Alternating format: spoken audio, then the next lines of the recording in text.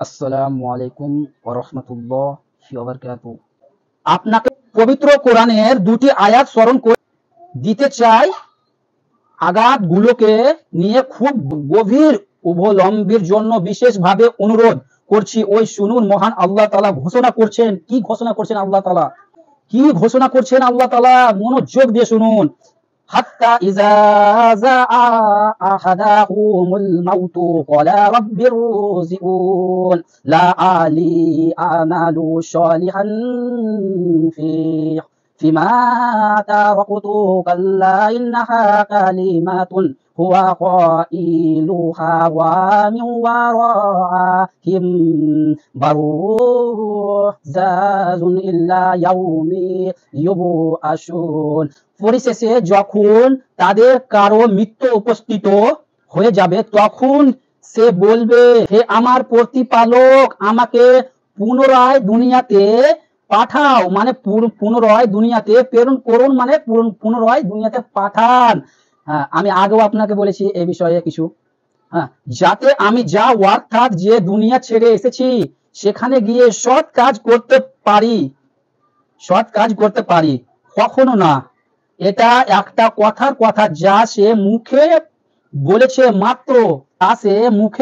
মাত্র।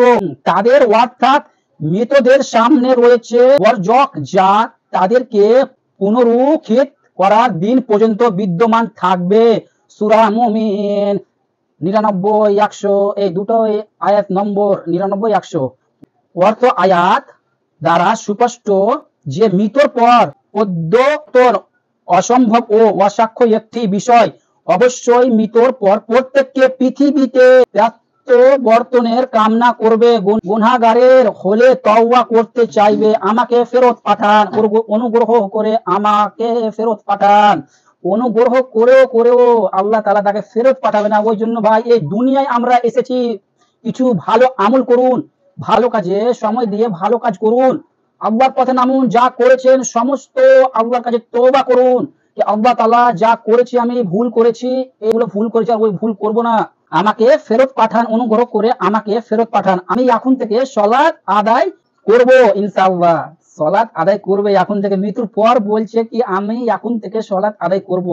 আমি হারাম সম্পর্কে মেয়েটাকে ছেড়ে দেব। আমি আর মেয়েদের জীবন নিয়ে খেলবো না। আমি আর সিগারেট গাঁজা খাবো না, মদ্যপান করব না, অনলাইনে আর খারাপ জিনিস দেখবো না, আর গান শুনবো না, মুভি দেখবো না। অনেক রকমের পাপ আছে, ওইসব পাপ আমি আর করবো না কখনো। মৃত্যুর পর ওই ব্যক্তি বলবেন, যে ব্যক্তি মুমিন নয়, যে ব্যক্তি ভালো কাজে সময় দেয়নি, যে ব্যক্তি 5 ওয়াক্ত সালাত আদায় করেনি, ওই ব্যক্তি বলবে এই কথা। আল্লাহ নবী সাল্লাল্লাহু আলাইহি ওয়াসাল্লাম বলেছেন কি, আপনারা ভালো কাজে সময় দেন, ভালো কাজ করুন, সালাত আদায় করুন। আমরা এখন পর্যন্ত সালাত আদায় করি না। আজান দেওয়ার পরে আমরা কখন আজানটা খতম হবে সে আমরা আশা নিয়ে বসে থাকি। চায়ের দোকানে আর অন্যান্য জায়গায় এই কাজগুলো আপনারা করবেন না। ভালো কাজের সময় বের করুন, আল্লাহ তাআলা আপনাদেরকে সঠিক কাজ করার তৌফিক দিবেন।